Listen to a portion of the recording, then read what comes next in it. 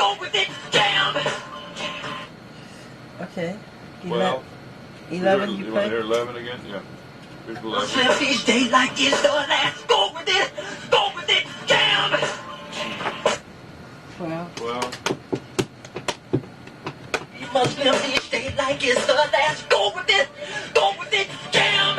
All right, hold on. I'm all about context. So let me try and explain that video to you just a little bit. I shot that video. I was in the studio with Michael that day, and Bruce Swedin is the engineer in the back.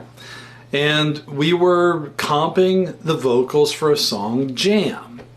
Now, if you're in the music industry, you probably fully understand this, and you don't really need a lesson on vocal comping.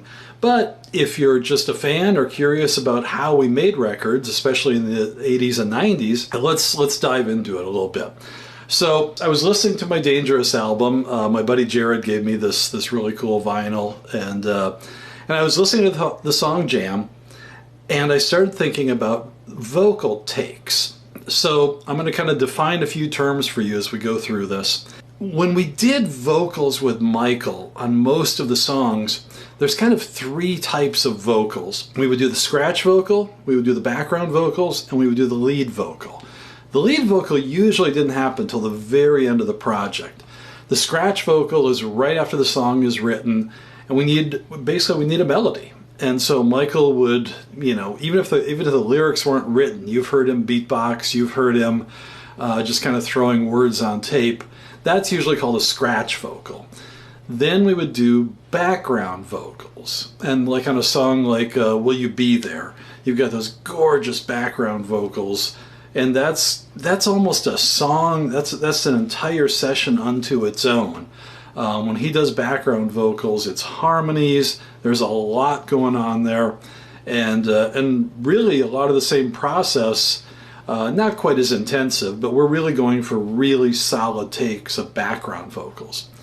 Then you have the lead vocal. The lead vocal is going to be way towards the end of the project. We're fairly certain that the song is going to be on the record. Now Michael's going to get serious and sing it. We've got the lyrics done. He may have finished the lyrics about 18 minutes ago before he starts singing, but now we're doing all the vocal prep. We've got the studio ready, and now he's going to start singing. And it is going to be take after take after take. And I'm talking from start to finish. The entire song, he's going to sing it over and over and over again. And those are vocal takes. Take 1, take 2, take 3, take 4. We're not erasing anything. We're keeping what he's creating. And then at the end of all that, a day or two later, we're going to do what's called vocal comping. So this is where he's going to sit with Bruce and me, and we're going to go through track by track, track and take. It gets a little confusing, but we'll just call them takes. We're going to go take by take through the whole song.